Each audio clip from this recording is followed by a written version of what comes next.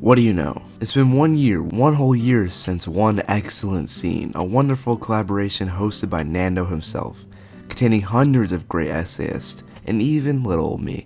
And it feels great to be back after a year. I can't express how excited I am to do something this dope once again. If you don't know, Nando V Movies and lots of other creators joined forces not to talk about the MCU or the X-Men universe, but instead to talk about something arguably more important than the heroes, the villains. And you can talk about whatever kind of villain you please, anything from Syndrome to Hannibal Lecter. Nothing is off limits. And as I sat in my room and pondered which villain to pick, my brain immediately shot to my favorite duo of all time, Billy and Stu. Yeah, we're really gonna do this. Scream is a 1996 horror mystery and one of my favorite movies ever, causing a lot of teen horror to be created. Like, a lot. This movie is iconic in just about every regard. I've been needing a reason to talk about it on the channel and I finally have one. And if you don't know, Scream follows a girl named Sydney and her friends as they try to piece together who the fuck keeps murdering them all. It's a fun story with lots of suspects and different red herrings to keep things interesting. It's not the most creative plot ever, in fact at times it's pretty damn predictable, but it's just so much damn fun that I'm willing to overlook most of the negatives of the movie. But we aren't here to critique the movie today, we're here to talk about the villains. And Scream has two of my favorite villains of all time, Billy Loomis and Stu Macher. Psycho war to the mental, I'm a don. In the wards, got the 50 in my rod. Skate the block off them zannies, so I'm calm.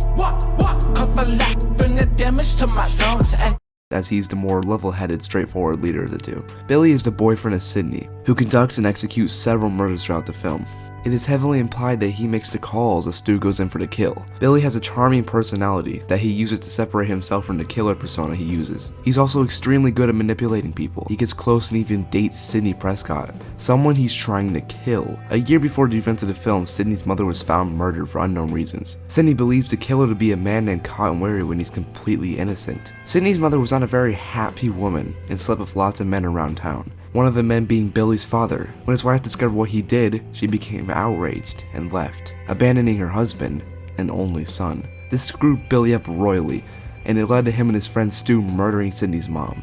And now a year later they're back to finish off Sydney as well. Billy fakes his own death in the final act of the movie to make Sydney believe there's only one killer. He watches and waits as Sydney is put in a no-trust situation, only to swoop in as a trustworthy boyfriend he pretends to be. He convinces Sydney to give him her only form of defense, which he uses to shoot and kill Randy. He reveals himself as the killer in this iconic scene, and as Sydney tries to flee, she runs into her second killer, Stu Macher. Surprise! Don't smoke a gun, toting I'm a killer's killer. Pill popper, I don't know a lot of really sick of. Stu motherfucking Macher is played by Matthew motherfucking Lillard, one of my favorite actors of all time. Stu Macher is Billy's best friend and the boyfriend of Sydney's best friend, a girl who Stu murders without hesitation in an iconic scene that is foreshadowed in the video store. Stu might not have as much of a motivation as Billy, besides his heavily implied feelings for him, but he's way more interesting in mine and countless others' opinions. He's a great psychopath who just likes to kill. Matthew Lillard's performance is iconic in this movie. He's giving it 110%, and it works the whole time. His craziness plus Billy's collective thinking makes him such a great duo that you almost want them to win. The entire kitchen scene, which is the main focus of the video, is one of my favorite scenes of all time. The two killers mock and terrify our hero as they unveil their evil plan to her. They plan to kill Sydney and her father in disguise as a murder/suicide, and they come really fucking close to doing it, but they underestimate Sydney completely, as they're taking turns stabbing each other in an iconic and hilarious scene. Hey baby! Hit it! Get up! Yeah man, get up! Hit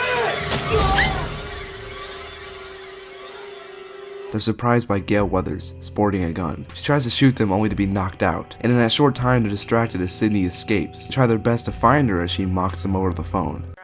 What are you gonna tell them? Peer pressure. I'm far too sensitive. I'm gonna rip you up, you bitch!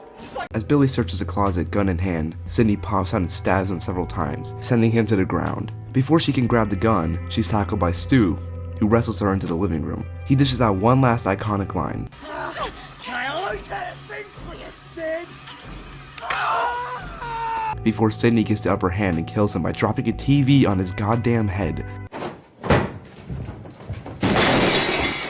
As she goes to leave, she's attacked one last time by Billy, who goes in for the kill. Before he's able to stab her, he's shot in the chest and crawls back to seemingly die a painful death. As our heroes look over the villain, he comes back to life to give one last scare.